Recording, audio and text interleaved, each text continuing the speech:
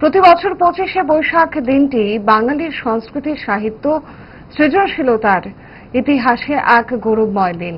এই দিনটি নোবেলজয়ী কবি, লেখক, সঙ্গীতকার, চিত্রশিল্পী, দার্শনিক রবীন্দ্রনাথ ঠাকুরের জন্মদিন, যা গোটা ত্রিপুরা ও বিশ্বের বিভিন্ন প্রান্তে ছড়িয়ে থাকা বাঙালিদের মধ্যে গভীর শ্রদ্ধা, ভালোবাসার সঙ্গে পালিত হয়।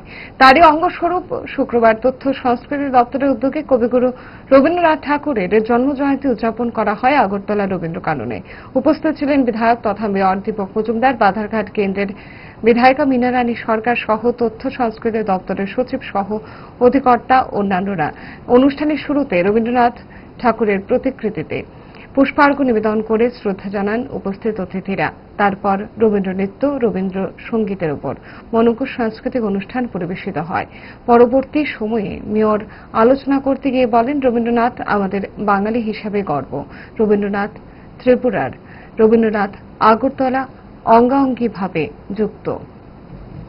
কিন্তু আমি বলবো যে আমাদের কবিও তিনি, বাংলা যেমন বাঙালি হিসেবে আমাদের গর্ব বা অহংকার, পাশাপাশি ত্রিপুরা রাজ্যবাসী হিসেবে আমাদের একটা গর্ব যে প্রথম তিনি রাজ পরিবার থেকে কিশোর কবি হিসাবে তিনি স্বীকৃতি পেয়েছেন। বিশ্বকবি পরবর্তী সময় হয়েছেন, কিন্তু প্রথম যিনি স্বীকৃতি দিয়েছেন বা পেয়েছেন আমাদের রাজ্যের রাজ পরিবার থেকে। এটা আমাদের গর্বের বা আবেগের বিষয়ে বলবো। তো উনি অনেক নাটক, উপন্যাস এই আগরতলা শহরে রাজ্যেই উনি রচনা করেছেন। ওনার যতগুলি বড় ভালো গান আছে, প্রিয় গান আছে, তার মধ্যে 3টি গান উনি আগরতলায় বসে উনি লিখেছিলেন।